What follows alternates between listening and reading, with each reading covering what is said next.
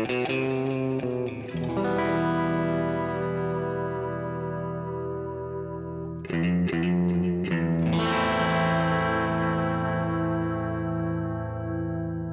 listening to Mark of the Maker.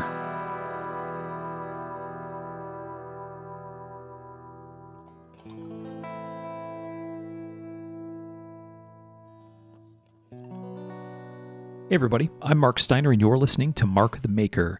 This is episode 97 of the show, and this will be a history show, but kind of like one we did a little while ago, sort of a combo history show where we're each picking a maker and we'll dive into their history and talk about why they are important and what you might want to know about them. So, big research show for us. Took us a while to get information together. So, these ones take a bunch of prep time and space, right, Michael? Yeah. Lots of books, lots of magazines got pulled and looked at and not put back. Right. Like you can put a book back. Yeah, it doesn't work like that. Okay, so first we need to thank our friends on Patreon, patreon.com. If you go there and search for Mark of the Maker, you can find us, and that's a place where you can pledge a couple bucks to support the show. If you'd like to do that, we sure would appreciate it, and that helps us keep the lights on and things moving on this show. So thanks to our friends who do support us. We appreciate you. Thanks, Phil. And then I think Sean is going to read a message from our sponsor, one of our sponsors.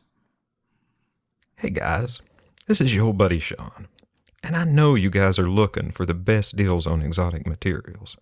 Well, I'm here to tell you, you ain't got to look no farther than amxinc.com.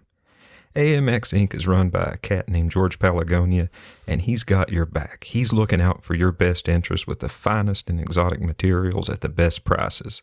So why don't you just head on over to amxinc.com and tell them Sean sent you and stock up on that good stuff.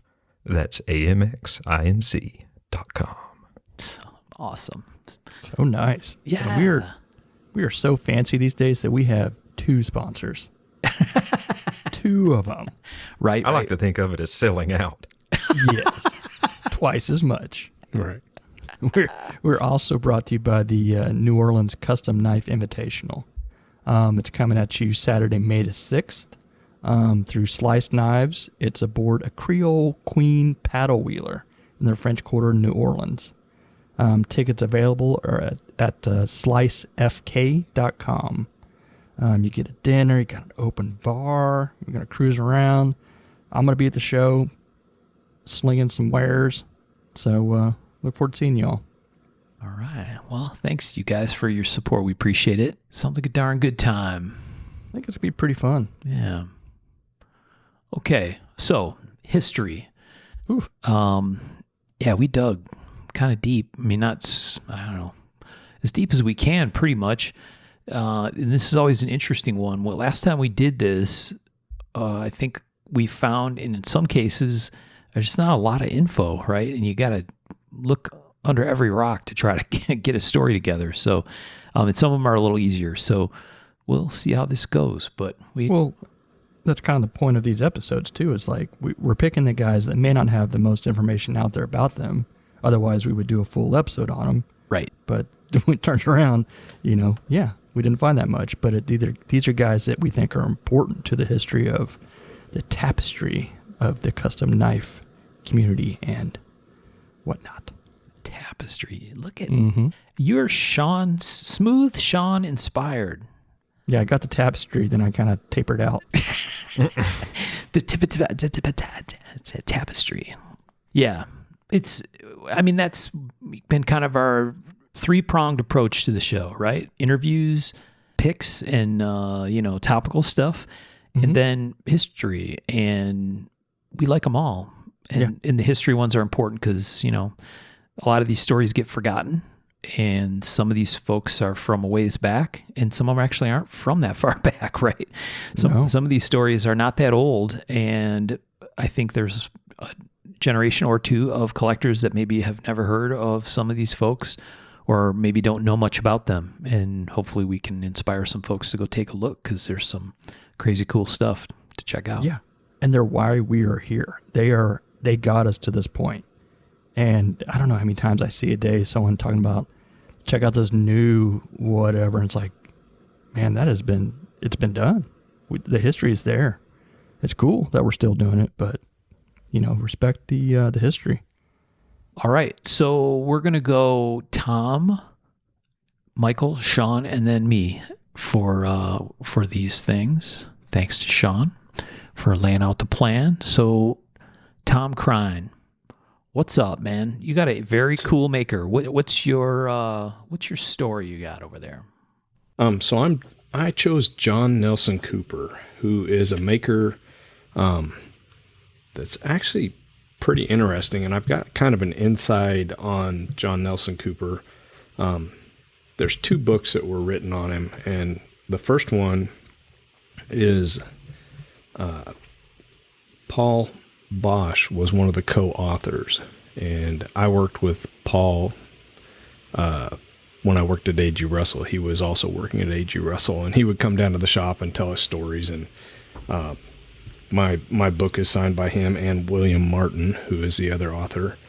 And there's actually 2 books, John Nelson Cooper, Volume 1 and Volume 2. The second one is just by William A. Martin, and it restates a lot of the same stuff, but new pictures and some other information. But what's interesting is even with the books, and I looked some other places, I couldn't find a whole lot about John Nelson Cooper's personal life.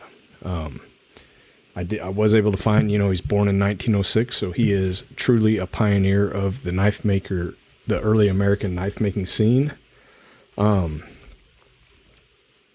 He trained as a young, he was born in rural Pennsylvania, so that's where he kind of gets this work ethic that he has all through his life, and he is known as a hardcore worker later on when he's making knives, which is crazy because he's relatively old at the time he starts, forms his partnership, and we'll get into that, but he's known as, he wore blue jeans, a blue denim shirt, and he'd work 16-hour days, every day. So I like this guy. He's a hard worker. He ain't afraid to work. He's your kind of people. Yeah. I mean, seriously. What's interesting, I did find that he trained as an arc and acetylene welder. So this is kind of plays big into his skill set, and you'll see this in a little bit. But so he trained as that, and then he worked for 15 years as a welder, and he works later on as a welder also. So he did that for 15 years until 1942. So if you do the math, he's pushing 40 years old. He's 36. He's joining the Army Air Corps, and got sent down to Panama, I think. And he got out. So he set up his Virginia Beach shop when he got out. And I don't know if you can hear it. It just started raining really hard here. It's soothing. Yeah, I'm falling asleep over here. That's probably me, not the rain. I was never going to suggest that, Tom. I know. Yeah. So anyways, he set up a shop in Virginia Beach after he got out of the Army Air Corps, and proceeded to work part-time as a welder and making knives part-time. I did find something that said he started making knives as a teenager, and he kind of found his preferred steels or his preferred materials. And it's estimated that 90% of his knives are made with these materials: tool steel, cartridge brass, and micarta. So he did use, the whole gamut of materials in steel, even some stainless steel. But his preferred was tool steel, cartridge brass, and micarta. And if you know what his knives look like, right? A lot of them are like stacked micarta. His guards are done his knife construction is very interesting in it, and we'll get into that in just a second. So yeah, we can do that now. So his knives are interesting if you look at them, right? He would start with a piece of tool steel, and he would weld a threaded rod onto the the blade, and then he would profile it. And at that point, he would braze a guard on. So he'd put a brass guard and he would braze it. So if you look, he actually has a patent on this. With it being brazed, there's no way for moisture or anything to get into the hand, under the guard and into the handle. Gives his knives a very distinctive look also. When I was researching this, I always wondered how he did it, because I always assumed he heat treated his blades first and then brazed the guards on, but that's not how he did it. It said that he would braze the guards on and then he would use an oxyacetylene torch to do his heat treat. And still kind of, I don't understand exactly how he would do it, because the brazing temperature, it's pretty close to your heat treat temps also, so you got to be careful there. If he's using tool steel, you're looking at 1500 degrees, and most of the brazing temps are close in there also. Alex Collins was also worked out of his shop for a little while, which is another influence that he had. And Alex said that a couple times he would circle spots on the blade and tell Alex what the Rockwell hardnesses were going to be, and he would have him go check them, and they were always exactly what he said they would be. Wow. Which is pretty interesting. That's one of those legend things, right? Yeah, that's pretty crazy. It's a very legendary maker type of story. Oh, yeah. And when I talked to Paul told me this, and I looked in the books, and I couldn't find, it didn't really talk about it. And that's the other thing. It didn't really talk about his personal life. I don't know if he was married, if he had kids. I assume not, because it didn't mention it anywhere. But Paul told me when he would grind, he ground on a rock. All of his knives were ground on a rock. So he wasn't using a belt. And in the books, there are pictures of him grinding on a rock. But Paul told me that the motor was mounted on one side of the wheel, right? And there wasn't enough clearance on the, I guess the left side is what I would assume, but I don't know. Maybe it was the right side. I don't know. Whichever side it was, he would grind one side edge up, the other side edge down. The old Grizzlies. And if that messes with my head. I grind a lot of blades, and I don't know how you do that. I think you must have recalled that as part of another thing. When we had maybe we were talking about grinding or something. Yeah, pick show or grinding or something. And I remember you talking about that before. Yeah, that's wild. Sean and Michael, can you guys conceptualize that? I mean, I can, but I don't think I'd ever want to do it. Hard pass, he said. Yeah, I think we talked about before there being a maker back in the day named Terrell used to do that, I think. One up, one down. Yeah, I don't understand the edge down, because you're basically totally grinding blind at that point. Yeah, I think that's exactly what we thought when he told us that back then too. We're like, huh? Yeah. So yeah, his knives are very iconic. Another cool thing about him, it's kind of said that he was kind of a gruff, crusty person, right? The short-tempered or whatever craftsman. But when they were interviewing people for the book, everybody spoke of him in a really well way, which is really interesting. If he was actually really crusty, that wouldn't work. And Jody Sampson kind of got his start in the Cooper shop, which is interesting. From 75 to 78, he actually worked in the shop. And that's another thing that John Nelson Cooper, he didn't let anybody else make his knives, right? Like, if it had his stamp on it, he actually made it. And what's interesting is there's estimated to be 75 to 78 knives with the Cooper Sampson stamp, and they're extremely collectible. Yeah, that's super cool. If he had someone working in the shop, he would only let them do very menial tasks like cutting the micarta into blocks and stuff like that. So basically, he's in Virginia Beach making knives part-time, and his nephew, I believe George Cooper, is in California, and he's kind of in the Hollywood industry. And he went to California in 1964 to visit, and he took some knives, and his cousin or his nephew saw him and got really excited about him, and he started kind of like telling people about him, right? Well, fast forward to 1968, because basically I guess almost everything he was making was going to California. So it was like, why are all these Virginia Beach knives in California? In 1968, he actually made a partnership with his nephew and Don Nagel. And they basically took over like sales and marketing, and he just made knives and sent them. And I guess when that happened, they actually went out, packed up his shop, and moved him out to California. So he was in Burbank at that point. And from what I can tell, he had 2 different shops in the Burbank area. And that's when, I believe that's when Jody Sampson and Alex Cooper were both working out of his shop. Somehow there was a Hollywood connection. And what's really cool is he was kind of known as the knife maker to the stars for quite a while. His knives showed up in a lot of movies. Iconically, The Iron Mistress was made by him. And there's pictures of him with Brian Keith, Buddy Hackett, all these different movie stars. Sammy Davis Jr. was also one of his customers and used his knives in different movies.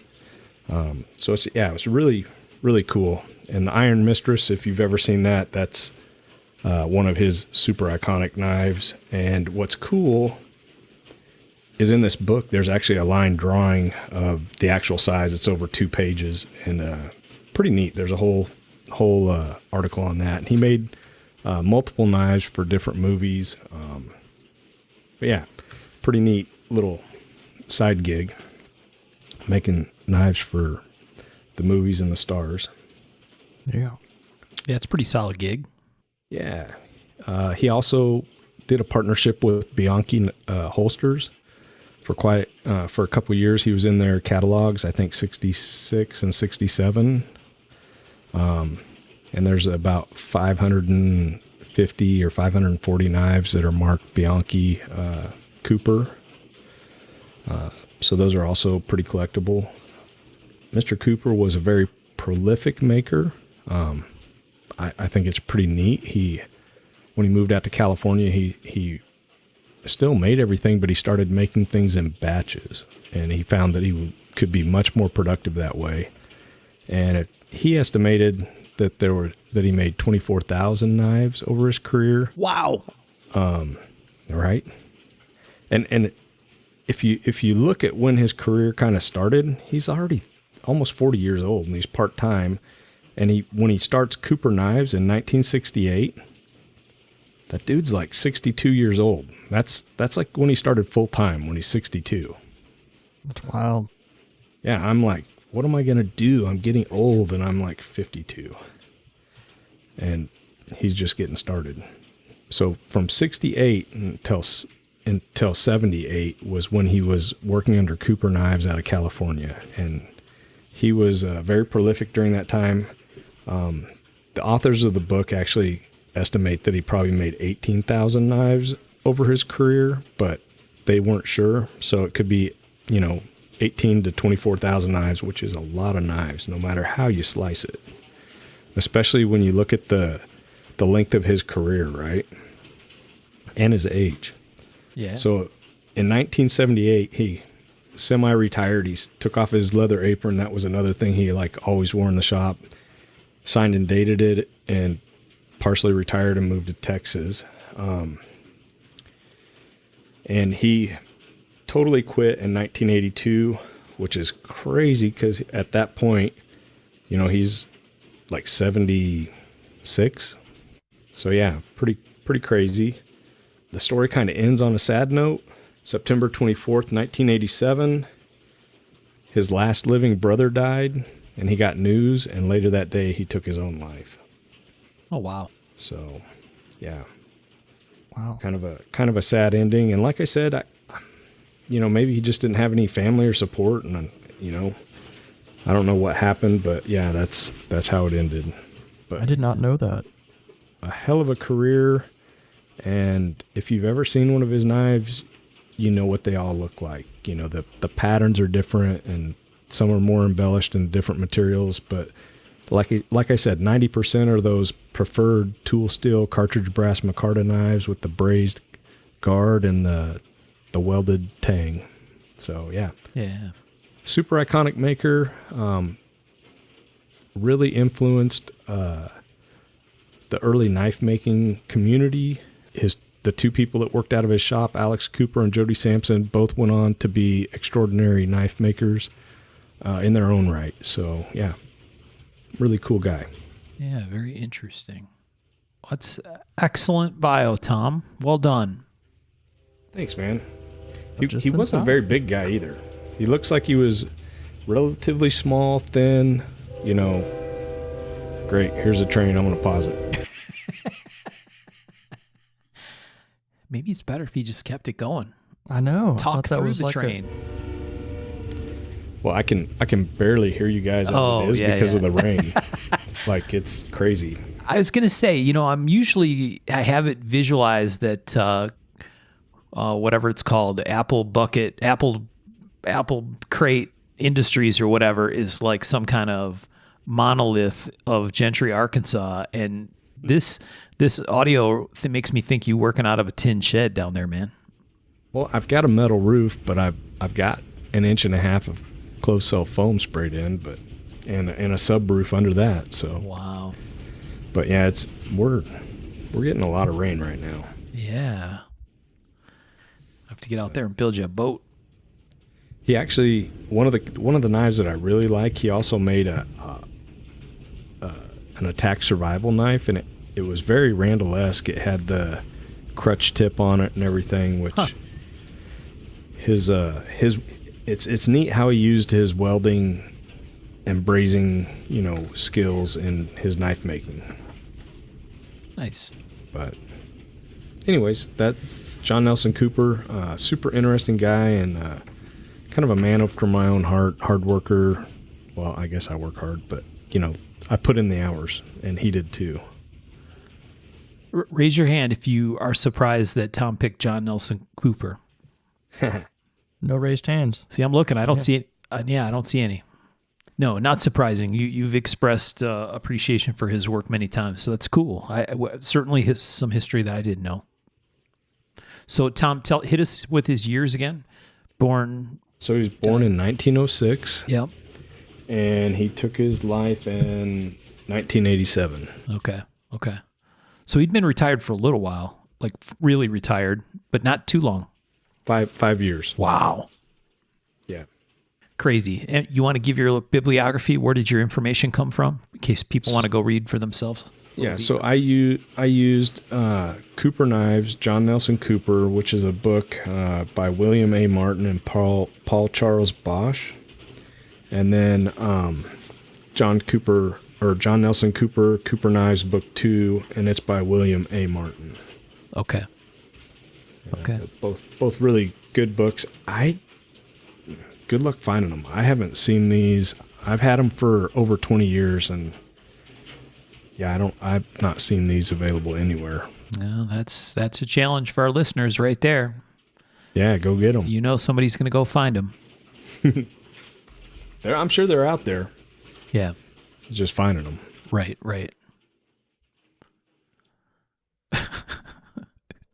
It is pouring cats and dogs over there. Yeah, he's got someone playing his steel drum solo behind him over there. I'd be sleeping so well. Yeah. It's gonna mess everything up when I unpause to talk. Exactly. Yeah, You're gonna know. We're gonna know. I don't know if I should just leave it open. Kind of like it. The ambiance. Yeah, Michael's feeling good about it. I love sleeping in a cabin with a tin roof. Heck Nothing yeah. better. Yeah. All right. I'll try to keep it paused. Yeah, there you go. Okay. Excellent one. So, Michael, it looks like you're next. That's a tough act to follow. Yeah, but an equally hardworking man. All right.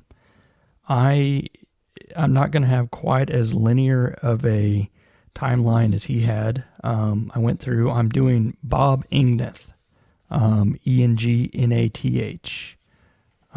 And I had to go through several of my books, magazines, to find pieces of it that didn't quite talk about his timeline, but he wrote articles for some of these. So I'll be reading some of the passages from some of his articles. This man, he started in 1972 making his knives. He's kind of a different character than Tom's. He's a bigger man, but he, just like him, he worked really hard. And I think he's probably more known for, I guess you can call it his knife blanks, his knife kits, than his full knives. And really big into the Tantos. And I'm going to talk about how he kind of got into them and how he kind of cracked the code for Hamones and Tantos and whatnot. And to kind of give a spoiler alert, it is thought that he ground almost 100,000 blades at the time of his passing. What? Yeah, and this is over... Crazy, isn't it?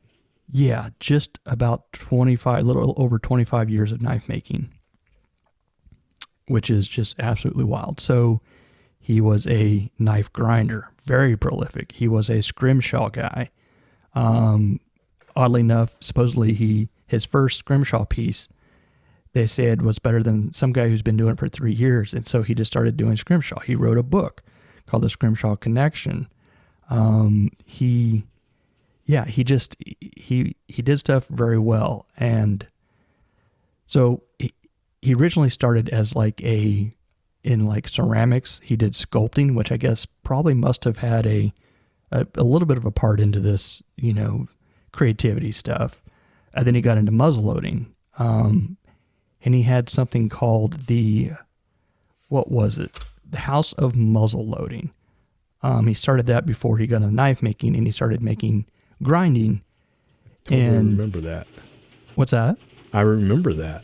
Yeah, he started grinding in this back room, and we complain about all our grinders and stuff like that. So I'm going to read some parts of this Confessions of a Custom Grinder written by Bob in the Knives 83 edition.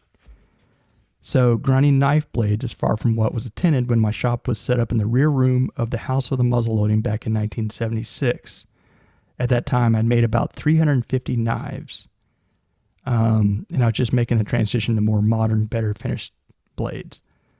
Okay, so then I read down, and I was in the process of selling my old 1x42 grinder to a fellow. So those 350 knives were made on that 1x42 grinder. Yeah. Yeah. Wow. And that was just him messing around. Him messing around, from that 1972 to this point. And I guess he had a whole bunch of knives that were in the back. And when he went to go sell this old 1x42 grinder to a fellow, the guy was like, "What about all those knives on the back?" And he was like, well, he was upset with him because he didn't like the actual finishing of this 01 he was using at the time, because it'd be slicked up and whatever. So he went ahead and sold them. And I think that's what started his sort of idea of, I can make these, knife blanks or, grind these blades and sell them to people. So then he got himself a fancy new Burr King grinder that he would blow, I guess, circuit breakers on all the time. Leaning into it.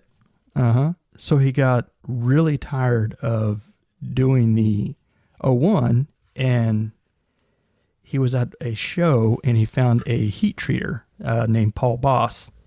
And they started using the 154 CM. And so he got a new grinder.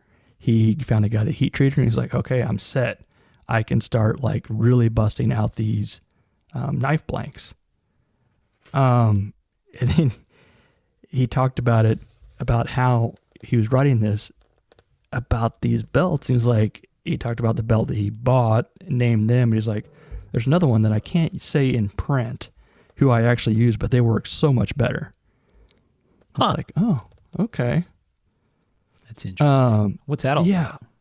I don't know, but obviously it must have been who was paying for ads at the time, and who he liked probably wasn't paying for ads.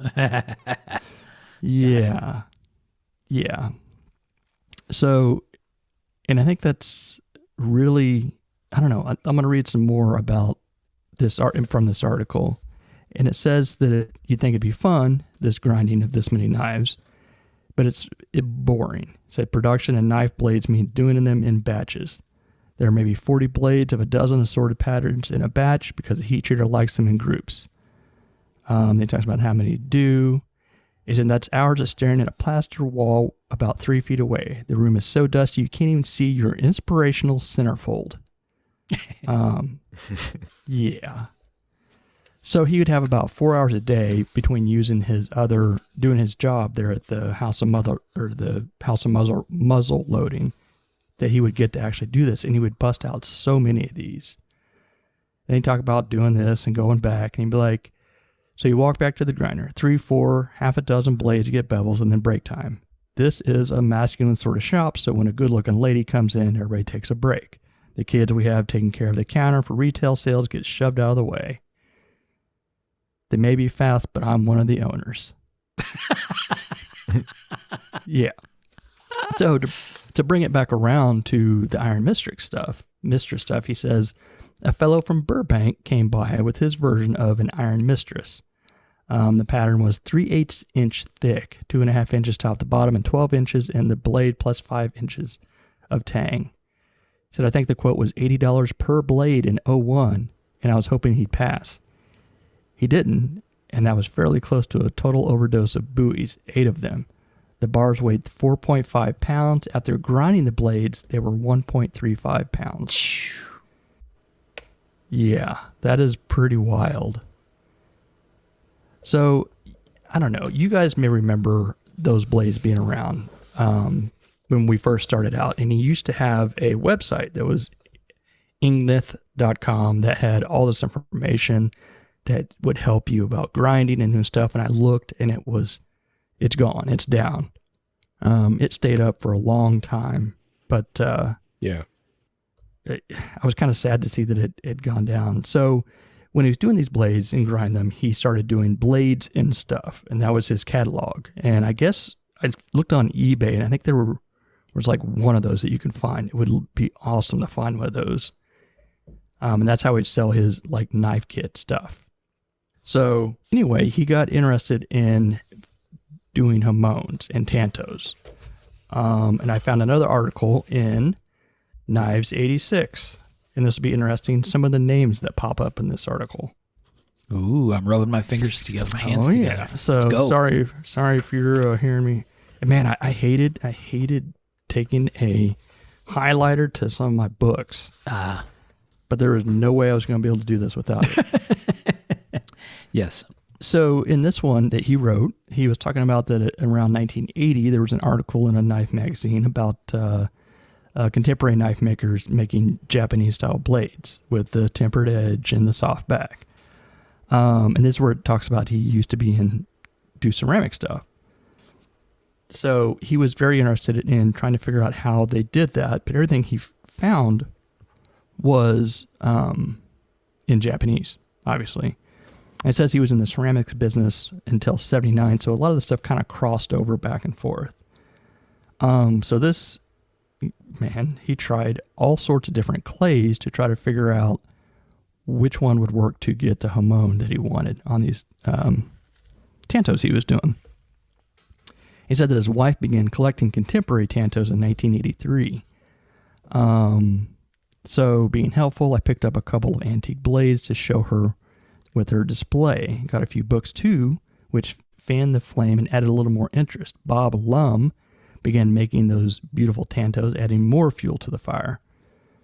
Before being really aware of it, there I was, solidly hooked in the darned hard edge blades again.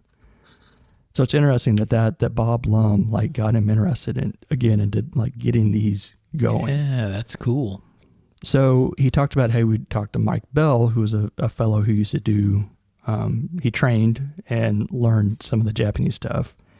And he said he started that Mike Bell is ready to start leaving his phone off the hook. I'd been calling him twice a week. So it goes on to basically talk about how he learned to do this. He said his teenage son says, "You haven't got the right stuff, Dad," talking about his clay. Like he knew it wouldn't work all along. "I can't hit him. He has a brown belt and can kick my hat off before I blink." And then he talked to Jim Hrusela. We've talked about him before in some of his books. He talked to him about how he can try to get these blades to get the edge you want. And then he had a revelation in 1984 where he met Lewis Mills, another gentleman that we had talked about. I don't know when. I don't know if you guys remember that at all. Was it in Kev's interview episode? Oh, maybe. I think so. And I think it was a pick at one point. Another man did some fantastic Hamones and did some fantastic Damascus. And he had recommended this CMC compound. So, of course, he gave that a shot. Then he talked to Jim Sornberger about leaving the thickness. So he's gathering all this information from all the different people to try to figure this out. And he ends up with this odd concoction of ground fire clay, 6 parts satinite, powdered charcoal, iron dust, 5 parts. Use the finer grade from shelving and windowsills, not the coarse stuff under the grinder. So he would pick it up with a magnet. CMC compound, 1 part. Boric acid, 1 part. Silica crystals, 2 parts. So that was his little slurry he would use to make clay. And 1 eye of newt. Yeah. And he said for like double-edged blades, must be quenched in a deep tank. Clay doesn't stay very well on those, so try wrapping iron wire around the soft clay and smoothing more clay over it. Your edge pattern will be slightly limited by wire placement. Jody Sampson wouldn't tell me where he found the technique, but it works. So the names just keep popping up, and then he goes through every aspect of how he got to where he was, all this trial and error. And then he has a picture in this, and I'll post it in the Facebook group, of all these cracked and broken and shattered Tantos he did just to get the Hamones on these. And I remember when we were kind of still young and on the forums, there were still these blades floating around for sale, and just think we could have picked one up, could have had one. It is amazing. Yeah. Well, Yeah, if he ground 100,000 of them, there's a bunch out there. Probably still some out there. Well, there was also talk of there was people that would ask him not to put his name on stuff, or ask, he talks about scandalous. Some of that would end up being a problem where people would say this was obviously a, Bob ground blade. So, I don't know. I think it became sort of that weird middle ground of you've got to sell and do them, but people have to also be kind of, aware that these are out there. So then he got into the scrimshaw stuff. And an interesting thing about how he got into scrimshawing was that he started because of a renowned scrimshander. I guess that's how it's pronounced. Wow. Adam Funmaker did not wish to do nude figures on a knife handle. So he was attending a show in Cheyenne, Wyoming. He thinks in 1979, I saw some of Funmaker's work and was impressed with the quality. I wanted a figure of an Amazon on one of my knife handles. His religious principles did not allow him to scrim nudes. So he did one, and someone paid him $75 for it at a first show. Now, it wasn't a knife, just a piece of scrimmed something. And somebody paid him. He was all excited about it. Wow. Yeah. So, but then it talks about, I highlight another area, and because this was a whole article just on scrimshaw work. I understand Westinghouse, the producer, is about to return to the original formula for ivory micarta, which was popular with many knife makers and scrimshanders. It yellows with age, as does real ivory. We haven't been able to get any to try yet, but we are looking forward to it. It should be popular if it works as well as the original ivory micarta we used to get. Check that out. Mm-hmm. I think that's pretty wild. So, unfortunately, he had a very big career, and he was, that's a lot of blades, man. Heck yeah. But he passed away of a heart attack when he was only 57. Oh. Yeah, in 1997. But everyone that, anything you read about him or whatever was how nice of a guy he was. Like they say, he wouldn't just go the extra mile, he would go the extra 5 or 10 miles. All this interesting stuff. And of course I did a little bit of like, forum looking or just Googling. And one of the things I came across was someone was asking about, how he had made so many of these pieces that you can buy and use, his, knife kit type of blades. I was looking at, someone had wrote, I'm looking for some quality knife blanks like what Bob Igneth used to produce. Is anyone making DIY blanks of the quality and variety that Bob did? Because he used to do a lot of different types too. And obviously they were heat treated well. And then the next one was from Rob Simonich saying, stay tuned. Wow. Yeah. And that was, what year was this? June, 2001. Yeah. Yeah, I thought that was an interesting one to come across. Yeah, a whole bunch of full circle stuff going on there. Yeah, pretty wild. But no, he's absolutely someone who's played a big part into, how many people maybe started with those knives? How many makers that we know now, like, picked up one of those and was like, I'm going to make a handle and, kicked it off that way. Right. To them at the time, it was probably just a, knife blank or whatever, but it's wild. But he, like I say, he passed away of a heart attack. Way too young. So. Yeah. What were Bob's years again? Hit us with the born and past years. I don't know when he was born. Oh, okay. Like I said, he was 57, but yeah, I don't know when he was born. When did he die? What year again? That was 97. 97. Okay. Mm-hmm. And he was 57, so born our World War II start era. Yeah. 1940, man. Yeah. Interesting. So yeah, he did ceramics. He did sculpture work before then, and then he had, I think, his hands in a lot of stuff. Scrimshaw and Naked Ladies. Mm-hmm. Definitely for that.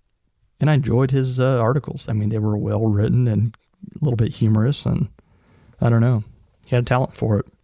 What's the, based on the research that you did, Michael, obviously he had his hand in lots of stuff, right? Mm-hmm.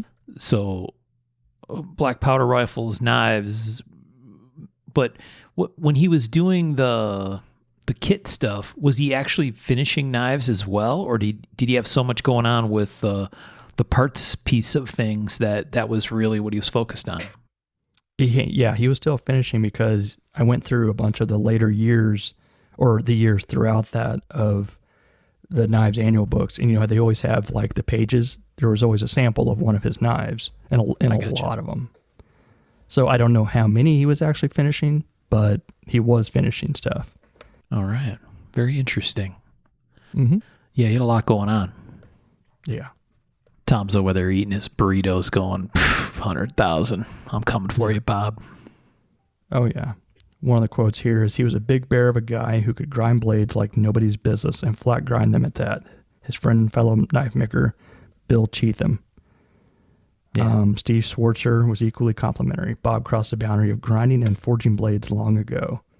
He ground more blades than anyone I know. Bob Dozier, sorry, when I worked for him, he ground a lot of knives, and Bob was a pretty stout guy, Bob Mm-hmm. Dozier. And he said Bob Igneth was absolutely an animal on the grinder. Yeah. Which, that's saying something. Yeah. When Dozier says that about you, yeah. Bob Dozier would literally stand there, and one pass he could finish a rough and a grind on a knife, basically on one side. And when he says that Bob Igneth was a literal animal on the grinder. It's like hard to even believe. Yeah. And he talked about he gave a thing of a tip of you probably ought to get fuses for your grinder. I'm like, Jesus. Yeah. Nice. Yeah. That would have been awesome to see. Yeah. I wonder what horsepower motor he was running. All of them. He probably needed more. Yeah. I think during his prime, he was grinding hundreds of knives a day, which is mind blowing. Yeah. Oh, yeah. No, that article on Confessions of a Grinder is pretty wild. All right. You got more on him, Michael? That is it. It's very good. It was a lot of digging. I really thought there'd be a lot more. And I kind of thought that, because I used to go to that page quite a bit when I was younger. It's sad that it's gone. Yeah. And I saw an old post, Ray Laconico? Yeah. Yes. Yeah. Supposedly he didn't live far from where the blades and stuff shop, which I think was... Oh, really?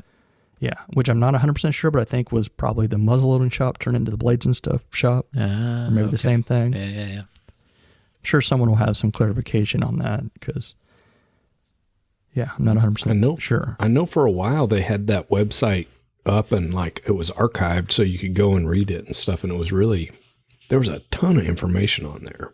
Oh, it was such a wealth of knowledge in there. Yeah. Man, go look it up on the Internet Wayback Machine thing. I bet it's out there. Ooh. Probably. It doesn't have to be, it can be long gone and it still shows up on that place. I've pulled up all kinds of crazy shit from there. I'd actually been so long since I even heard about the Wayback Machine. Yeah, it's still a thing. I'm doing that right now. Right now, he said. All right. Well done, Michael. Thanks. All right. Sean, I think you're up. Who's your guy and what do you know? All right. I'm going to cover Bud Neely as much as I can. I actually had a hard time finding a ton of stuff. I was lucky that I had a book here that gave me most of my info. I'm a little disorganized, but you guys should expect that, so just bear with me. We're accustomed. No, I'm just Indeed, kidding. indeed. I'm teasing you. You reached out to Bud, right? You guys just weren't able to connect. Yeah, we weren't able to nail down a time or anything to talk. Yeah. But we'll see. I mean, we may do an addendum at some point. Yeah, that'd be fun. For the longest time, Bud was a musician. He was a drummer for the Glenn Miller Orchestra. Really? Yeah. I don't think I knew that. Mm-mm. Yep. Did he also play the saxophone? That I don't know, but it wouldn't surprise me. Said he was. I think read that's that what he was told me big at into the the New jazz York. band thing. Yeah, I think he told me that at New York. Don't hold me to that. Wow. That's what I remember. Yeah. Most of my information is coming from the Gun Digest Book of Knives 5th edition by Jack Lewis and Roger Combs. Okay. And it looks like they directly interviewed him. So, given the info I got. So, his first exposure to custom knives was from a friend named Mike Gugliotti. And this guy was a hard hat diver, and he lived in New York close to Bud. And it just really took him, what could be done with a piece of steel when he saw this guy's knife collection.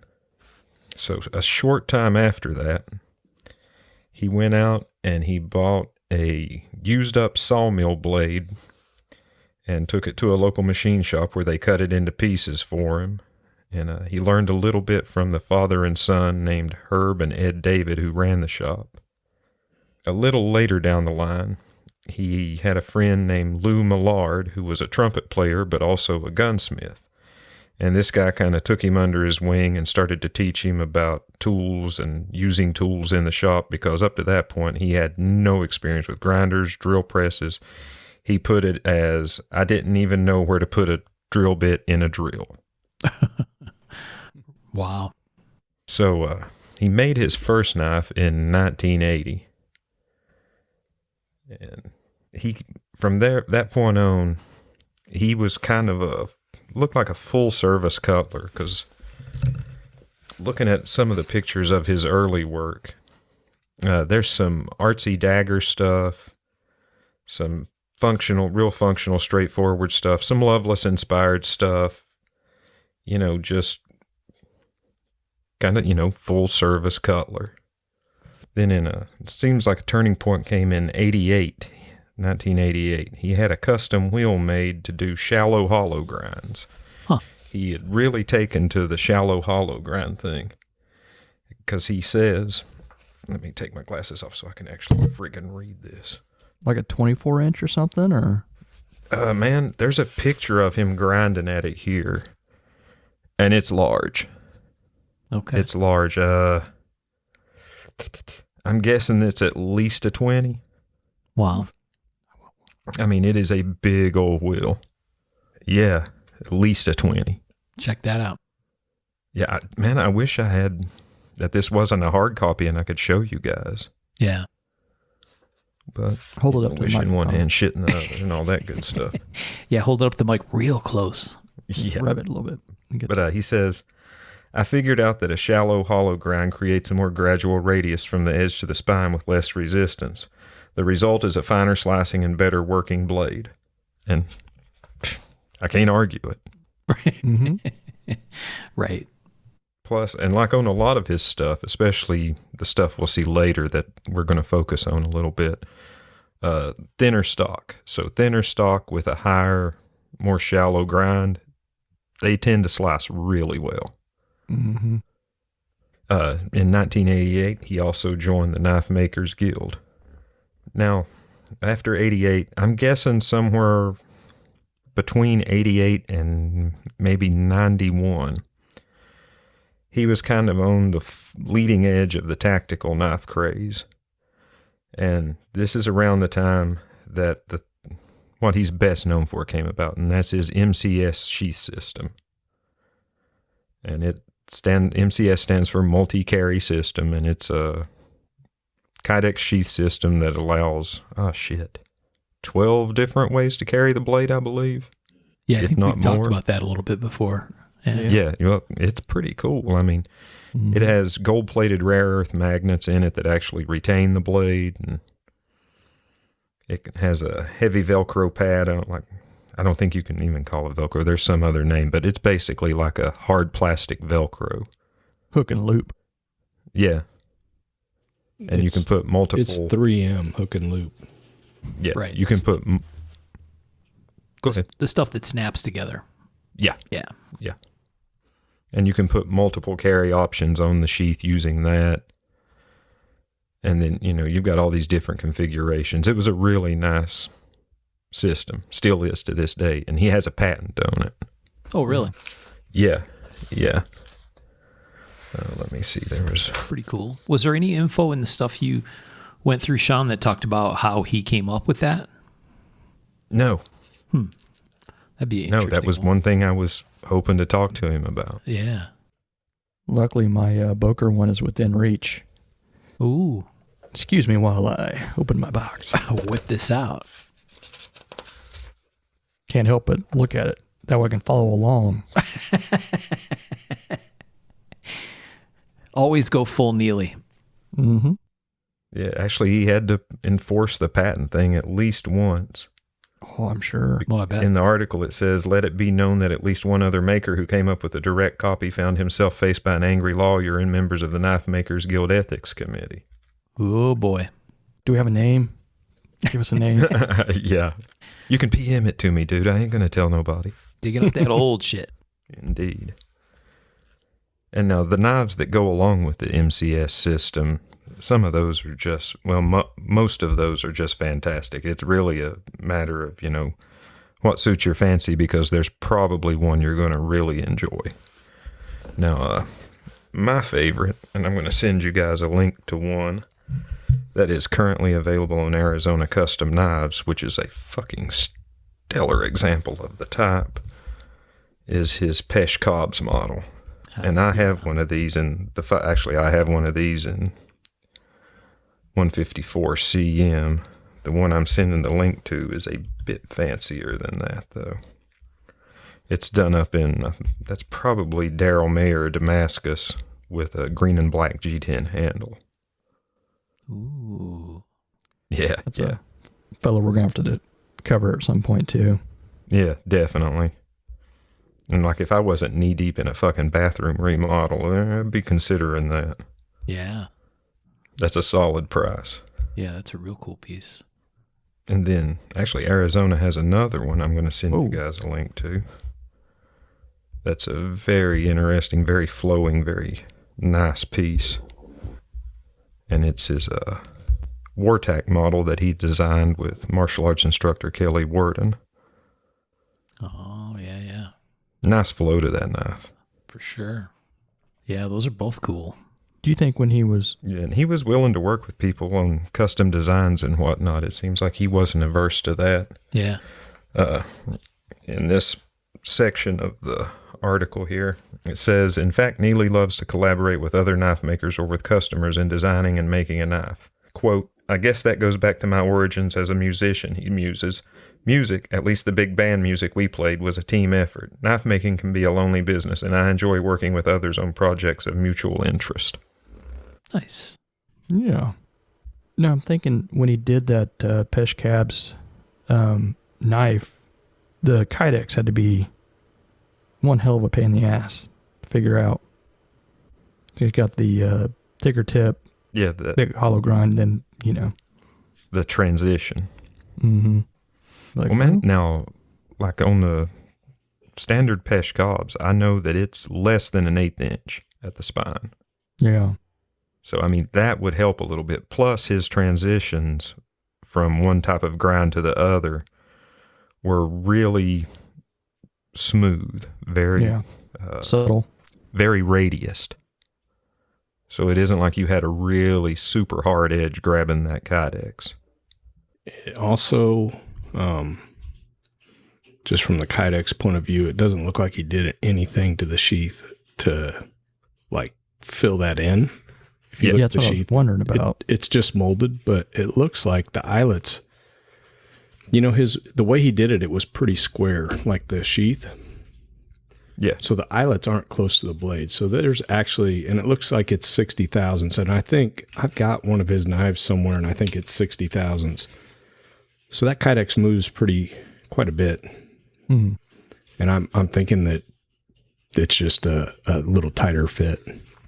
Yeah. Because Well, I can't see that he did anything to build it up. Oh, and it's only 0.118 blade stock. So, Yeah. that's not going to be much of a thick change. Well, plus in the one that Sean sent, the green one, there's no rivets in that in the end, which would let that end open up a little bit more, right? But Well, folded. it's not so much the end, it's the middle it has to pull through. So it's that wider tip that has to pull through that middle. Yeah. That's thinner. Yeah. Seems like if he did have rivets at the end, though, with that depression, right? There's a depression pushed into the compound right behind the tip in the sheath, right? He actually pushed that down in there, I guess, for retention, right? But I don't know if you clamp that thing all the way around, it's probably not going to come out very easy. Well, it's a fold over sheath. So it's actually, even though there's no eyelets there, it's still hooked at the top. Right. Okay. But yeah, The only way to know for sure is for someone to buy it. That's right. That's what we're getting at here. We need somebody to do some research. I can't remember what model I have. I was looking at this one and another one, and I don't think I got this one. He used to go to the New York show. A super interesting guy to talk to. What's going on the backside of that sheath? Are those the magnets sunk into the Kydex? Mm-hmm. Ah, okay. Check that out. And on the Boker, it's got the magnets molded on the back, just like that. Awesome. Yeah. Looking at it right now. I guess, and they license the MCS system as much as they license the knife design. Yeah, probably so. That sort of hawksbill shape is super familiar. The Bellatus, the one they have on Arizona. Yeah. Let's see here. I've seen that that pattern a bunch of times before. I wonder if that's a Bud Neely original or if that's a bunch of people just make that similar kind of shape. I don't know, actually, on that one. But yeah, It's a I'm with you really on that. pleasing shape. Yeah. It's sort of mirrored, right? Sort of 180 degree Yes. mirrored. Symmetry. Yeah. Man, that's not very expensive either. Shit. That's what I was just thinking. Damn. Well, man, Damn, I mean, he these was shows. pretty prolific. I mean, let's see. In 1995 alone, he sold 650 knives. Wow. Whoa. He's Well, the cranking one we're it. looking at has a number 7284. Right. Yeah. So There's one on Arizona, 8945. So, yeah. Interesting. I like those Kwaiken style ones he's got too. Those are cool. And they're cheap Oh, the too. Quito there is pretty cool. Quito, yeah.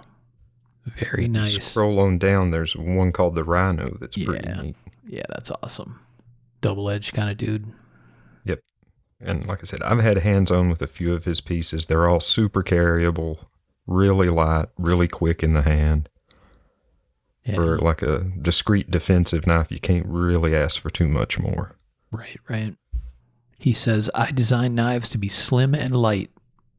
they were. Yes.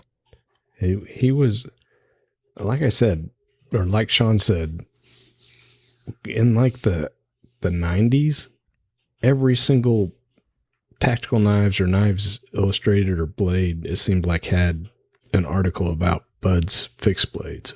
Yeah. Yep. Secret Service was carrying them and you could put them in your jacket. Pretty cool. Mm-hmm. And that's what I got. All right. Bud We may have to do an addendum at some point, but we shall see. Nicely done.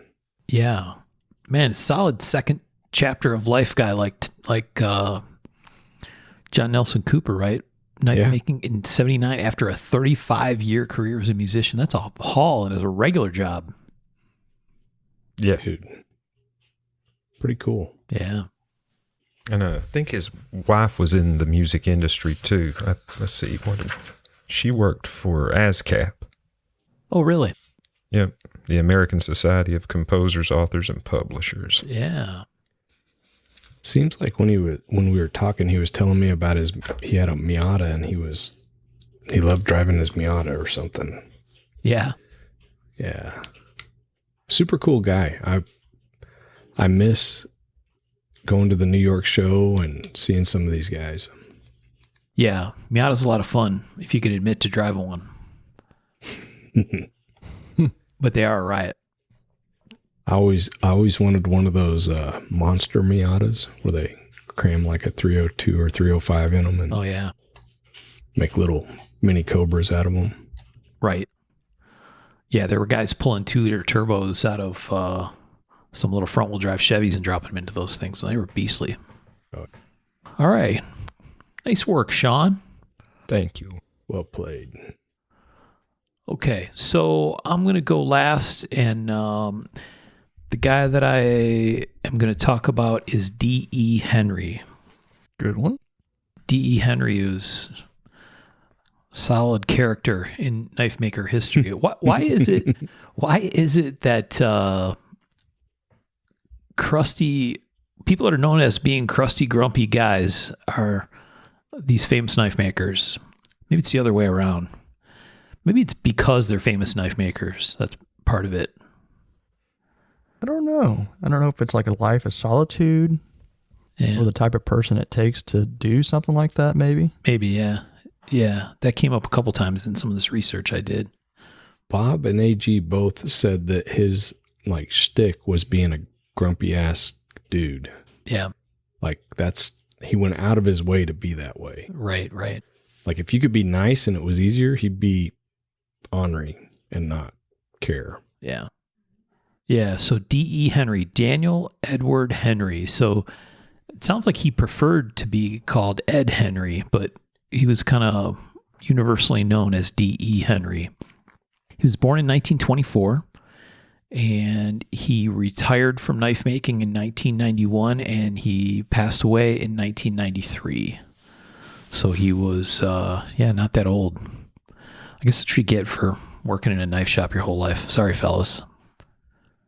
We expect it. Yeah, some of these guys don't live that long. Yeah, not quite 70 years, right? 69 years old. So born September 15th, 1924 in Salt Lake City, Utah. And I I wasn't able to come up with anything about his life before he went into the service when he was 19, so I don't have anything on that. But he was born in Salt Lake City, and he apparently joined the Marines, and he made his first knife in 1943 while serving as a Marine on a Navy transport ship, the USS Rochambeau. Nice. Yeah, and didn't Lovelace make a knife on a ship? Was it Lovelace or Randall? I thought Somebody Loveless. Lovelace, yeah. So that's kind of an interesting parallel, right?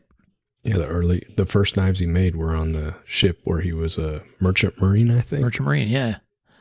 So there you go, some parallels.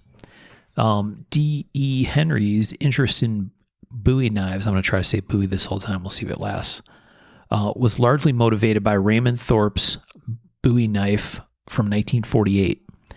And that kind of got him on a kick, an interest in those kinds of knives. He made his first Bowie knives in the early 50s. He kind of has his stuff broken up into different generations, 5 generations of knives. And the first generation, there were 55 pieces in that first generation of knives. That all of those first gen knives were what people thought of at the time as what a Bowie knife probably looked like, which were big, super heavy blades, brass lug guards, like a Randall Smithsonian. And that sounds kind of like what your John Nelson Cooper stuff was, right, Tom? With like 100%. Yeah. Like the Iron Mistress. Iron Mistress style, yeah. So the first Bowie knife he made was sold to a friend for $30 and is now in the Randall collection, which is kind of cool. That is. That knife was number 4, so it was the 4th knife that he made. And apparently he numbered them all, so they're all kind of accounted for. In the mid-50s, he met a famous Bowie collector named I have Rober. Rober doesn't look right. I don't know if it's Roger Abels or Robert Abels, and I forgot a letter. He was an expert or authority on the style, and he owned authentic Bowies from the 19th century. And so when D.E. Henry met him, was kind of a revelation, because what he had in his head were knives like the Iron Mistress, right? Because that's what people understood Bowie knives to be. And maybe they weren't exactly historically accurate, right? That they weren't necessarily big, giant, beastly knives back in the day. I wonder, the knives from you said the 19th century? Yeah. I wonder if those were like English Bowie knives. Yeah. That kind of reminds me of his style. Yep. You're exactly right. It says that influence from meeting Robert Abels or Roger Abels. I'm sorry, I got mixed up on or wrote that down wrong.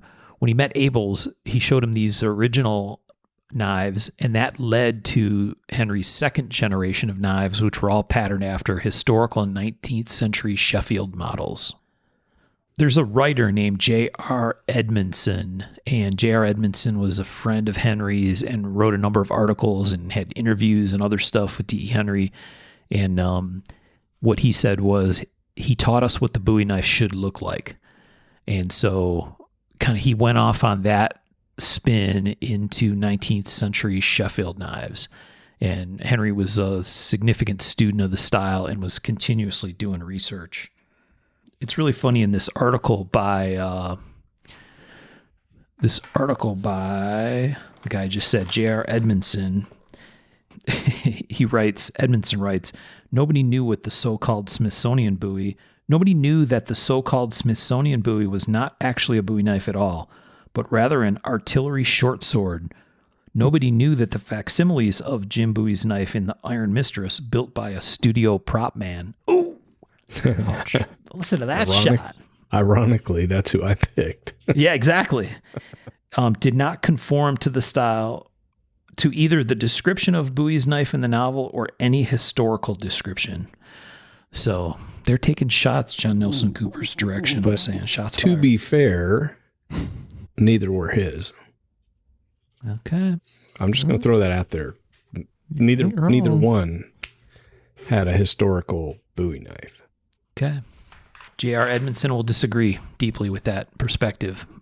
No, I mean, he had a historical Sheffield Bowie knife. Right. That's different. Here, this sentence is for you, Tom. There was no single Bowie knife design. They came in all shapes and sizes and ranged from crude to very fine, and from plain to highly ornate. There were straight backs and clip points and spear points. Oh yeah, Sheffield. I'm pretty sure there is a Bowie design that Jim Bowie designed. Yeah. And it's described as like a heavy bladed butcher knife. Yeah. With a sharpened top. Not what we typically think of. Yeah. No. So that second generation is kind of when D.E. Henry's legend would take off. And I thought this was really interesting. These J.R. Edmondson articles, there's a couple of them. There's one that Michael sent me from Blade Magazine in 1993. This big article that I got a fair bit of information from is in Knives 84, the Ken Warner Knives annual book. And it's very interesting because there are many assertions of firsts around D.E. Henry. I'm going to rattle these off, and I'm going to listen. I'm going to wait for Tom to buzz in with his disagreement. Come on. First maker to flat grind his blades in 1943. I don't know. Does that check out? I'm thinking that's maybe on a 2x72 grinder or something. I don't know. On a plat, yeah. 1943. First to do hand satin rubbed lateral finish, no power buffing, rubbed in the direction of the blade. I knew that was coming, and curse him. Straight up. You're welcome. First to make nickel silver guards, which is kind of interesting. Don't know. Really? That's what it says. That's the assertion. And it included your favorite statement, brass has no class. Yeah. Him and Les. First to serial number his knives. That seems like a stretch to me, but... Yeah. It seems like he's saying I did a bunch of stuff first and nobody said, nuh-uh. Yeah. Nuh-uh. I don't know. Here's what I don't know. I don't know if these are J.R. Edmondson claims about D.E. Henry or if these are D.E. Henry claims, but the list is long. I do believe the hand sanding thing. I have heard that, and I do believe that his knives were stunning because of it. Yeah. So it had to be weird to see. The first time you see something done that way. Yeah. Yeah. Yeah. All right, let's do this. We'll take a break from the first and come back because it's distracting. We'll do that toward the end. Because the story is exactly what you just said, Tom, which is this whole second generation thing when he dove deep into these Sheffield knives. That's where he sort of developed this quality and workmanship thing that he became kind of legendary for, right? Super crisp, super symmetrical grinds, very meticulous about the fittings, hand rub finishes, and every article I could find that was ever written about D.E. Henry touts him as kind of like the finish king, right? Yeah. And have you ever seen any of his work in person? No, I don't think so. It'll blow your mind. Yeah. It's amazing. He's quoted in one of the articles basically saying that he kind of preferred making the knives on the simple side, like less decorative, just because he was really trying to sort of honor the pattern, right? Like the design is the story, and I'm doing it service by finishing it really well, and the rest is potentially nonsense or just kind of doodads, right? And I love that mindset. Simple materials done exquisitely. It's like, wow. Yeah. Yeah. He said he viewed the knife as an art form unto itself. He didn't think it should be a canvas for garish embellishment. I like that. Yeah. Cosign. Right down his nose at you. Okay. In 1968, he and his wife moved to Mountain Ranch, California, which I looked into that. I'm like, Mountain Ranch, California. So that's like California gold rush country. And the modern day Mountain Ranch, California was originally established as El Dorado, which I did not know. So there you go. Very small population. Their house was up on a hill, considered sort of a place of solitude, 3.5 acres. And yeah, maybe to the earlier comment you made, Michael, this is all hermit knife maker stuff, right? Mm-hmm. Like he reveled in that. That was his thing, was like, leave me alone. I'm going to do my thing and focus. And that was his preference. So he built these Sheffield knives as his second generation of knives. I don't have a number for how many there were. His third generation of stuff started in 1971, and he kind of pivoted. And these knives in the third generation were patterned after pre-Civil War American knives and named after American wildlife. And so, he was kind of, when people asked, hey, why do you make these kinds of knives? His answer was generally, because I'm trying to honor these great American knife history, which is kind of funny because the Sheffield knives is kind of where he started, but knives that were popular in America is probably a safer way to say it, right? Yeah, there were American styles that were interpreted by England.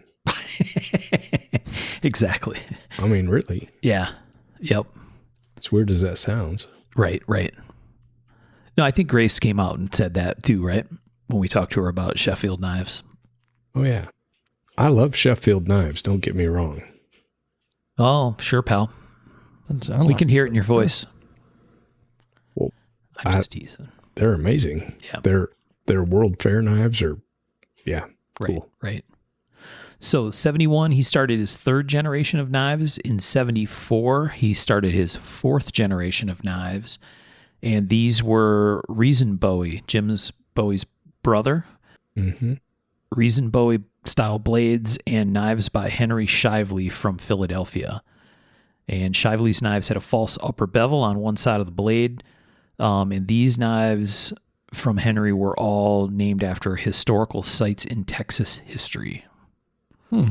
So, he had gotten popular and known for his finish. And so he had very high level of recognition for his work. Certainly by that point, but even, earlier, like in the 60s. And his wait times were out in the 6 to 7 year kind of range in the mid 70s.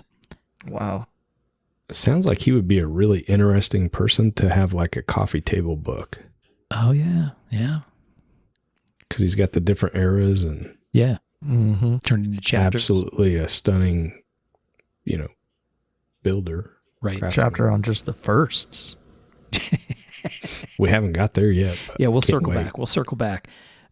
So he was 6 or 7 years out on orders, and there was some controversy because even then, right, he was selling knives for like $300, and they were reselling for $1,000 or more. And so he was like, fuck it. I need to get some of this money. So he started to raise his prices. Mm-hmm. And so that kind of caused some controversy because there were people that waited a long, long time and they put their order in when knives were $300. And then later when it was time to get their knife, it was like, oh, well, here's what they cost now. And some people didn't like that, but they should probably get over it. I think as long as you didn't take money, that's fine. Yep. If you took money, then it's not. You think somebody sent some mail and called someone ye old flipper? A dirty flipper? Yeah. Oh, I'm sure. And it's some hate snail mail. Yeah. Yeah. Sincerely, Frank. Please fuck off, Frank. So yeah, there was some controversy around his pricing. His fifth generation of knives and his last generation of knives were started in the early 80s. So the fourth generation was, 6, 7, 8 years long. They were styled after Will and Fink and Michael Price San Francisco buoys. Oh, yeah. So he was kind of continuing to refine his work and, tune that finishing quality and other stuff that he had a super strong rep for. So check this out. All in over a 40-year career, he only made 466 knives. my man. Yeah. He's Birch Speed, no doubt. Mm-hmm. Over how many years? 40 years, he made 466 knives. What? Yep. That's like 10 a year. Yep. I do that a week. They're not the same. I get it. But I understand. My wife knows. and Stop talking, Tom. You're breaking the bro code here. 10 at 300. That's like poverty level, dude. Yeah. Wow. So some knives took more than 100 hours. I'm like, shit. Birch is like, hold my beer. That's because of that hand rubbing bullshit.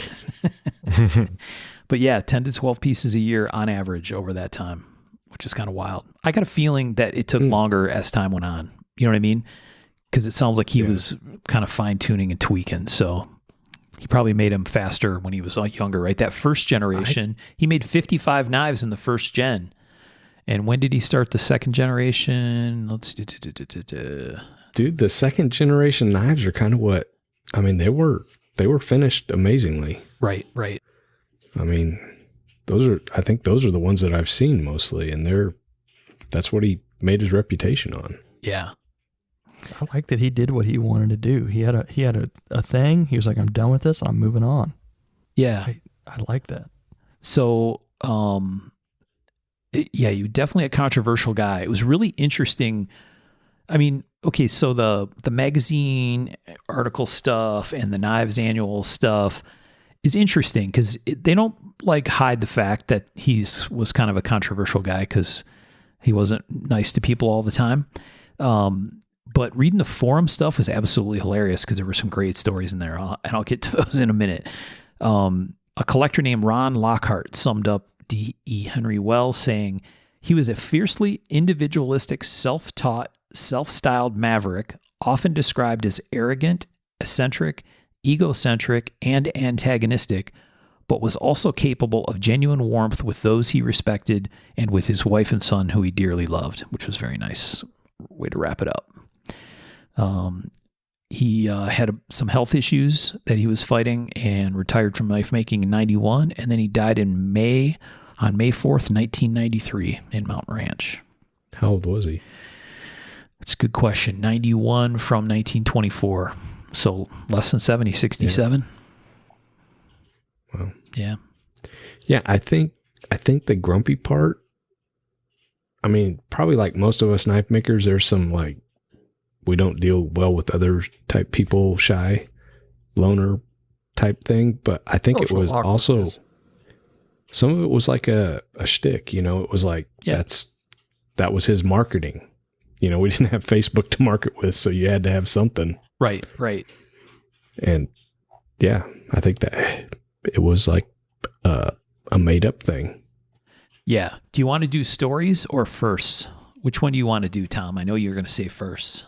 No, let's do the stories. Let's save the best for last. Okay. Stories. So I did a bunch of forum deep dive. Like Google led me down the forum rabbit hole, and there were some interesting comments in there because people were asking questions about him, right? Hey, does anybody have history about this guy? Talk about his work. And there was somebody who posted on Blade Forum in 2009, and he said, I sat with Henry at his table in the Vegas show in 83 or 84 for about an hour.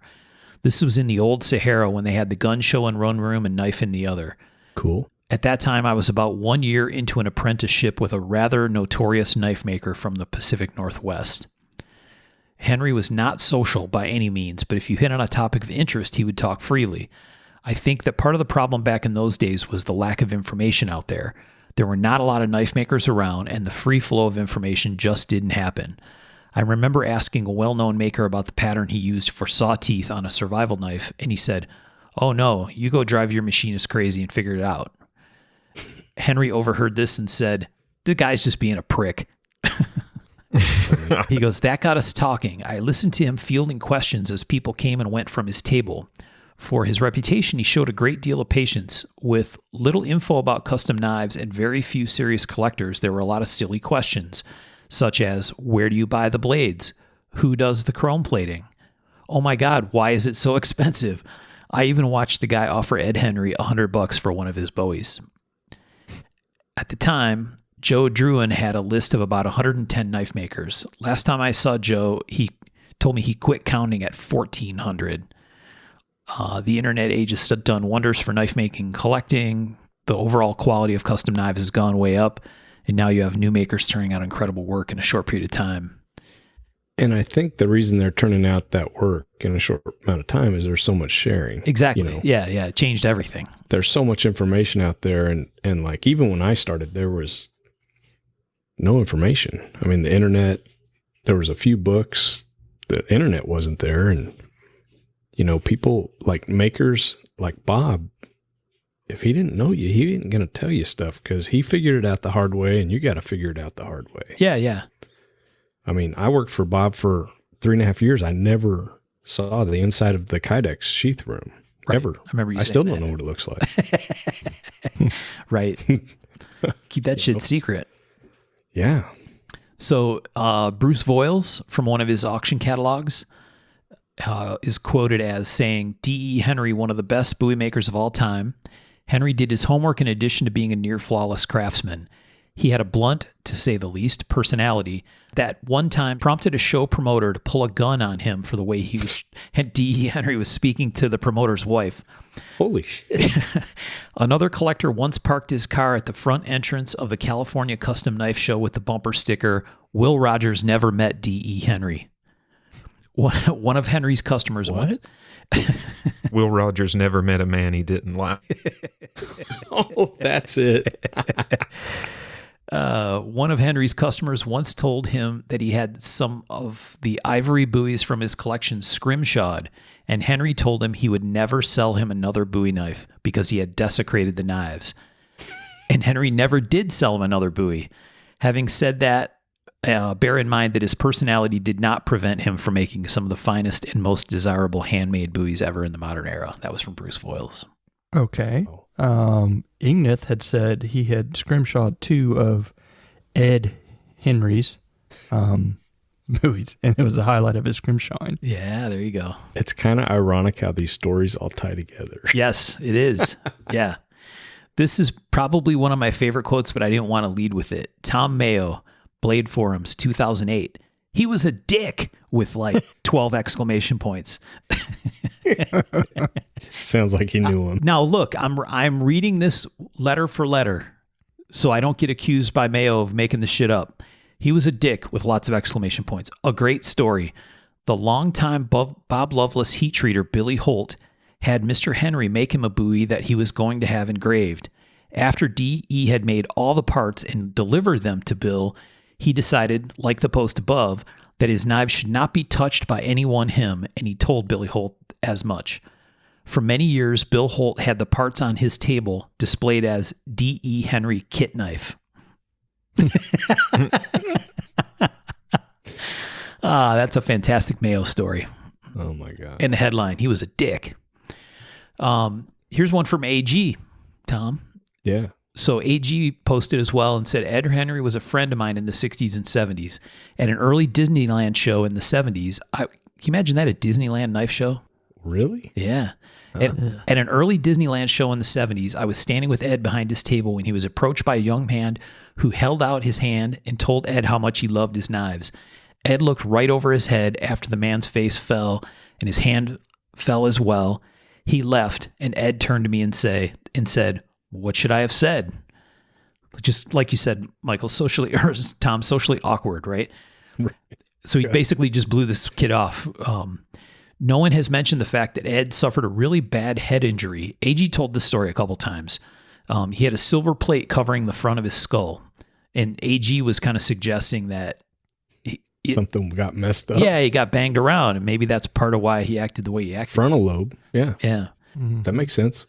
AG goes on to say, at an early Vegas show, I watched a man in a $1,000 suit. Today you would call it a $5,000 suit. Pick up one of Ed's knives and say, this is the most beautiful thing I've ever seen. Ed snarled, if you have to ask, you can't afford it. Put it down. The man turned, left the hall, and I will bet that he never ever bought a custom knife. Ed asked AG in a letter, AG, what do you tell people when they ask about me? I answered him, Ed, I tell the truth. I tell them you are the most arrogant SOB I ever met. And for the next several years, all of the letters were signed, your arrogant friend, Ed. He said, the end came when a writer for Blade magazine asked me about the work of Bob Dozier. I was quoted in the magazine saying, in 10 or 15 years, his work will be on the level with that of Ed Henry. And that after that, I got my last note from Ed Henry. Very short and to the point. It said, never in 10 billion years. Signed D.E. Henry. Ed did not speak to me again until a year or so before he passed. Damn. Yep, straight up, you're dead to me shit. So apparently D.E. Henry is not a Dozier fan. I don't think so. There's apparently was some controversy around whether D.E. Henry should be in the Cutlery Hall of Fame. Like, I didn't know that. yeah, there's disagreement. People were like, no, he's an asshole. He shouldn't be in the Hall of Fame. Other people were like, no, his work was amazing. Obviously, he should be in the Hall of Fame, right? He's legendary. Bruce Voiles kind of riffed on that. He said, there are a number of things that put D.E. Henry where he is in reputation in spite of his own poor public relations. It was not his copying of Sheffield patterns. As a former board member of the Antique Bowie Knife Collectors Association, I can say for certain he did not copy any original patterns as much as he was inspired by them. He adapted them with his own touches and made them their own, much as Tony Bowes does on vintage pocket knives. He gave Bowie certain modernization and elegance. As Paul Bosch used to say, a knife has to have a face, and D.E. Henry Bowie has a face. Most advanced collectors can recognize one from across the room before you get to the big giant Henry stamp. Oh, yeah. Because like on his tang, right? Henry in big giant letters. I can't imagine a Henry Bowie with a smaller mark any more than I can imagine a lake with a tiny stamp. All part of the knife's face. There are a few makers whose work can be recognized by overall styling without looking at the tang mark. D.E. Henry's can. Henry's lines were clean and hand-rubbed in a time when the knife world was obsessed with engraving, acid-etched blades, scrimshaw handles, and general overdoing it. Like Lovelace, he understood that the art is in the line rather than the decoration. Too many knife makers today still do not get it. What else does he say that's really good? So did he make it? Who? Bruce Voiles? Oh, I don't know, actually. For some reason, I think no. No. I'm going to Google that. Hold Yeah. on. Oh yeah, Bruce Voiles says there are too many collectors who buy totally on the personality of the maker and pay for it later. Henry was the exact opposite. You bought a Henry in spite of the personality of the knife maker, whatever that reason may have been. The reason that Henry is so desired today is easy. He was that good. I like it. Yeah. I think there's room for both types of people in the Hall of Fame. Yeah. Yeah. You know, I don't disagree. The people that were outgoing and were great ambassadors for the craft and the art. Yeah. And those that were ultimately skilled in the craft. You know, I don't think, I mean, for crying out loud, Bob Lovelace is in the Hall of Fame. Yeah. Well, that was one of the comments I left out above, but somebody was like, hey, D.E. Henry wasn't alone in having an attitude toward people. I mean, Lovelace. it doesn't take anything from them. I mean, their work stands on its own. Yeah. Bruce Voiles made some other comments and basically said, we shouldn't forget the history of the makers who got us here today. When you make a knife as good as D.E. Henry, you are given latitude for attitude. Someone posted earlier that such a maker couldn't exist with that rudeness in today's market. I venture that there are several making a run at following in the Henry attitude without the Henry talent. If you I would agree with what Bruce is saying. Yeah.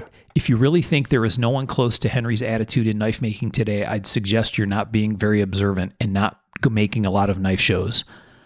Head trips are head trips, not confined to makers of the past. No matter how good a knife maker is, that's not an excuse for disrespect or rudeness for the sake of being rude. But as I've been told before, I'm not a knife maker, so what would I know? Yeah, he's not in the Hall of Fame. That's a shame. Yeah. And while you were talking, I thought of a show idea. It would be a cool show idea to come up with, like, knives you can identify by looking across the room. You know what I mean? Yeah. Yeah. Might be kind of cool. Yep. Yeah, that's a travesty that he's not in the Hall of Fame, in my opinion. Yeah, seems like it. So anyway, lots of great history. Blade Form stuff was helpful. Knives 84 was helpful. The article that Michael shot me just before the show was also good. I thought there was a nice quote in there that I'll wrap it up with. But let's talk first. Mm-hmm. Here we go. Buckle up, Tom. I'm ready. Okay, we talked about nickel silver guards, first the serial number, which again, I don't know. Yeah. Um, I'm calling no on that one. Okay. First the serial number. First to grind 440C. Really? That's what it says. First guy to use it. How do you prove that I or don't know. disprove it? I guess that's how you can get away with it. It'd be like, oh, I was first. Yeah. There was actually something in J.R. Edmondson article. It says, D.E. Henry is quoted as saying, I get my real kicks out of solving the problems involved in new designs. It's a process which requires much research into materials as into styles. Henry has been a pioneer of knife steels. In 1960, he was the first knife maker to use steel with over 1% carbon content. He was the first to use 440C. This is in 1962 when flat bars were unavailable. He had to have the round bars forged flat by a drop hammer. All right. And then I'm just going to read this next sentence, and I'm expecting a minor thermonuclear event. In 1966, he became the first knife maker to use high carbon, high chrome steels such as D3, and then later his little brother, D2. I honestly don't know on that. Yeah, 1966, D2. Tom's flabbergasted. It's ironic that he would use D2 in the type of knives that he built. Yeah. And hand rub it? And hand rub it, you're going to see the chromium carbides, and I would think that he would just go insane. But hey, rock on, brother. 2 years later, he was the first to use shock-resisting steels like S5. Okay, I don't know. First to use stainless for guards on his hunting knives. First to be associated with the Bowie knife. And first to fully research authentic Bowie patterns. I'm calling straight up bullshit on those. Yeah. First The other ones I can't prove or disprove. That you're okay there, but when you're like, see, he's getting fired up. I was the first to design the Bowie knife. He didn't say about he was Jim? first to design the Bowie knife. He said he was the first maker to be associated with it. What about black? First to reproduce Sheffield 19th century buoys with traditional scabbards mounted with nickel silver tips, throats, and frog studs in 1955. Yeah, I don't know enough about anything to. I don't know if I care. What about the San Francisco stuff? The price weren't they nickel silver and Don't know. It just seems like it's a list of certain things he did on a knife, and like that was the first one. Don't know. I'm the first to sharpen from the right to the left. I mean, it's like Put it out there. First, I mean, who was the San Francisco makers, Michael? I'm having a brain fart here. That he copied in the last one. Will and Fink. Yep. But weren't they using nickel silver guards or sheaths with frogs? I think so, yeah. Yeah, so how can he be the first when he's copying people that are doing it? But it was a list of stuff. He said First he did to a nickel. reproduce his old style stuff. First to inlay nickel silver escutcheon plates. First to use stainless for mounts on his Sheffield scabbards in 1976. I don't know, I'm just telling you. I'm pretty sure I know why he didn't get more than 10 knives a year. Maybe he was making shit up. It's a lengthy list, Tom. Well, I know. That's why I didn't get anything done. It's a lengthy list. What else? I think that's most of it. Sid Latham, Knives and Knife Makers. Yep, he's in there. Of all the modern knife makers of our country today, the acknowledged master of the Bowie is D.E. Henry of Mountain Ranch, California. To say Henry makes a good Bowie is like saying Enzo Ferrari builds a pretty good motor car. They are both masters in the field in which it takes an extra touch of class to raise you above the crowd. Will not disagree with that. So I think, he's a very interesting character to read about because, like I said at the beginning, right, it's just stuff's all over the place. Sounds like an interesting cat. I would pay money for a coffee table book.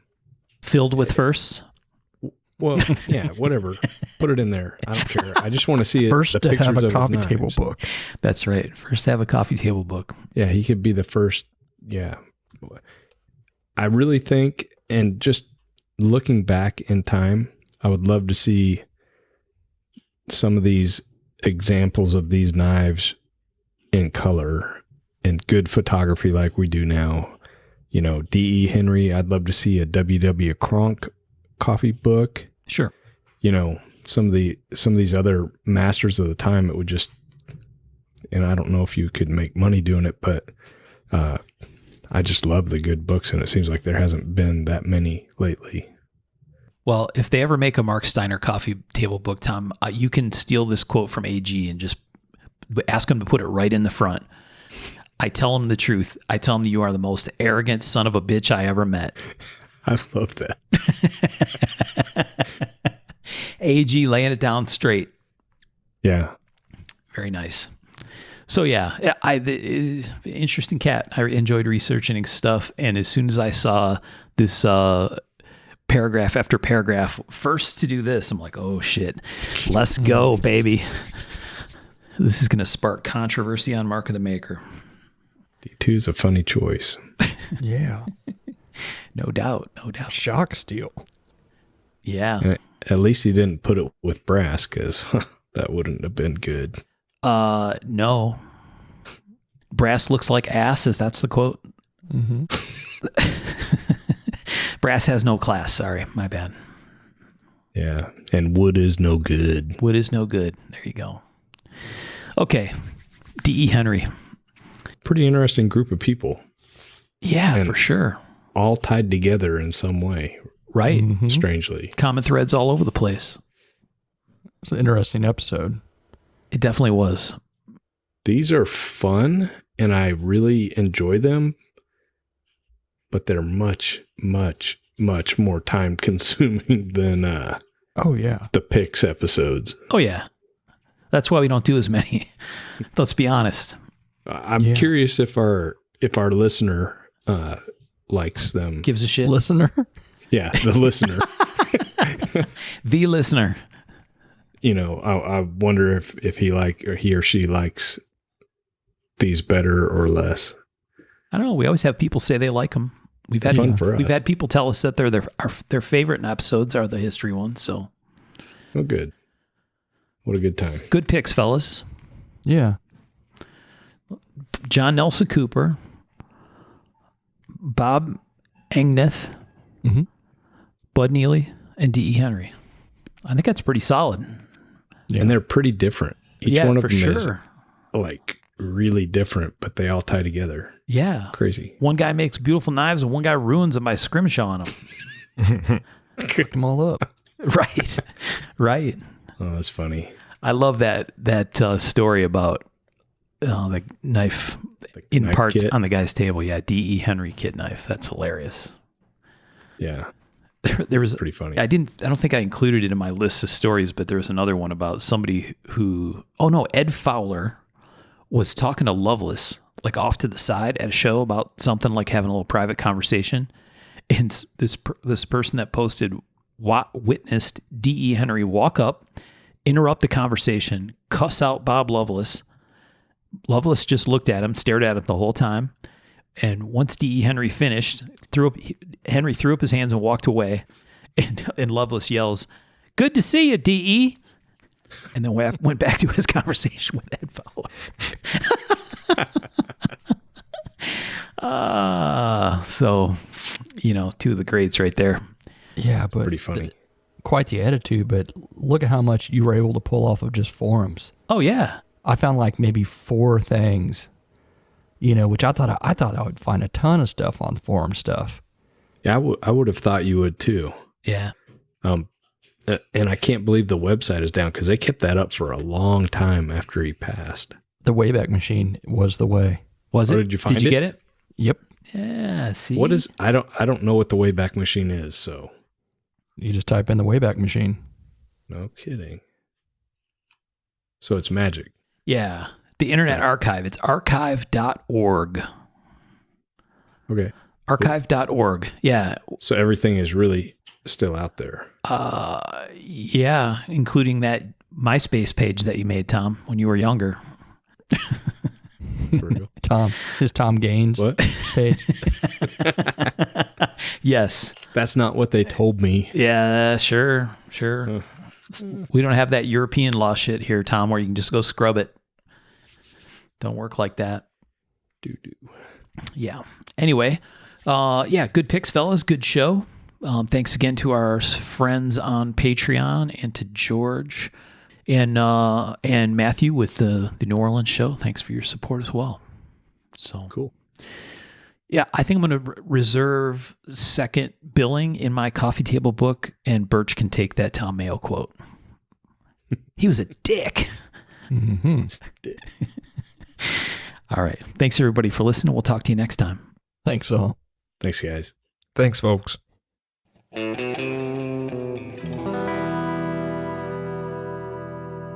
To learn more about our makers, you can find Tom Crine on the web at crineknives.net, in his Facebook group, Crine Knives, or in his Instagram account, @CrineKnives. For Michael Birch, check birchtreeblades.com, Facebook group Birch Tree Blade Works, or Michael's Instagram @BirchtreeBlades. For myself and the Raygun Bead Project, we're on the web at raygundivision.com.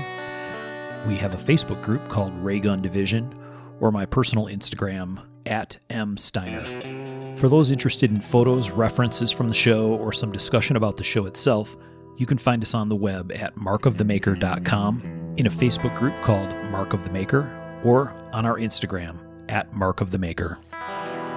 Last but not least, the ultra cool and haunting background music we use for the show is a piece called Noir Guitar by Stevie's Amp Shack, found at the Free Music Archive and licensed under Creative Commons CC BY 4.0.